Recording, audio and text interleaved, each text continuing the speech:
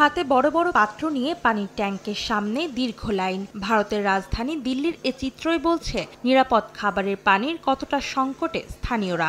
বেশ কিছুদিন ধরেই তীব্র তাপপ্রবাহে পড়ছে ভারতের দিল্লি। সেই সঙ্গে মরার উপর খাড়ার ঘা হয়ে দেখা দিয়েছে সুপেয় পানির সংকট।